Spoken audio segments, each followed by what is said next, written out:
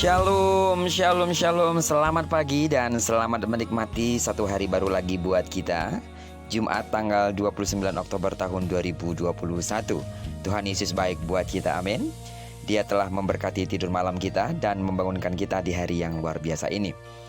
Seperti biasa, sebelum kita lebih jauh melakukan semua kegiatan hari ini, marilah kita kembali sama-sama merenungkan firman Tuhan yang akan menjadi pedoman dalam menjalani hari ini. Dan puji Tuhan, hari ini kita akan melanjutkan pembacaan Alkitab satu hari satu pasal yang kita ambil dari kitab 1 Raja-Raja pasal yang keempat, ayat pertama sampai dengan ayat yang ke-34. Doa saya terus bahwa kesetiaan saudara dalam mengikuti pembacaan Alkitab satu hari satu pasal ini akan membuat saudara semakin bertumbuh dan berakar kuat di dalam Dia, serta mengalami pembaharuan budi dan karakter yang semakin serupa dengan Kristus. Baiklah, judul perenungan kita hari ini berbagi ilmu dan hikmat. Sebagai pengantar renungan ini, kita akan membaca ayatnya yang ke-34. Maka datanglah orang lain dari segala bangsa mendengarkan hikmat Salomo, dan ia menerima upeti dari semua raja-raja di bumi yang telah mendengar tentang hikmatnya itu. Tahukah saudara bahwa Alkitab dengan baik mencatat, pada masa pemerintahan Raja Salomo, Israel mengalami zaman keemasan. Raja ini membuat pemerintahan yang lebih efisien. Penulis kitab 1 Raja-Raja mencatat, orang Yahudi dan orang Israel jumlahnya seperti pasir di tepi laut. Mereka makan dan minum serta bersukaria. Negara dalam keadaan aman dan makmur.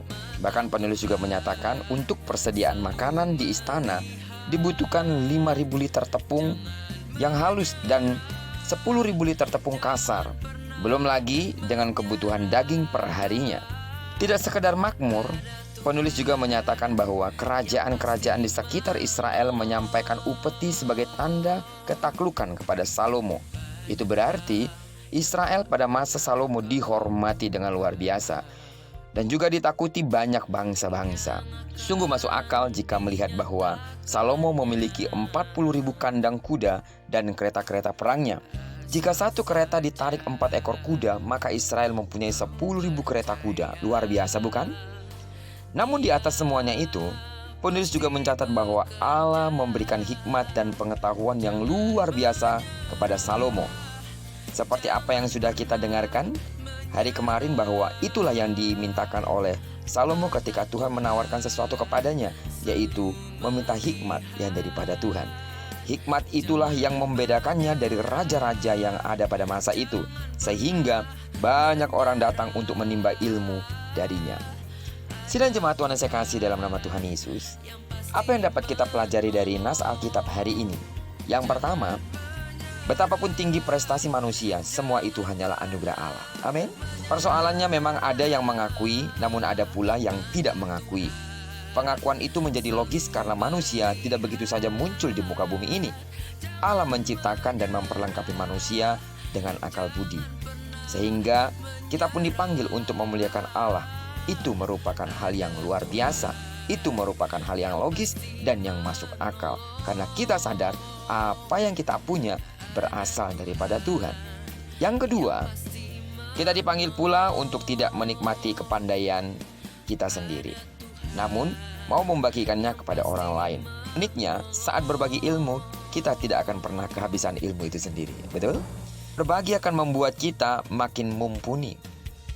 Oleh karena itu, marilah kita berbagi ilmu agar dunia semakin dipenuhi dengan banyak orang yang berhikmat.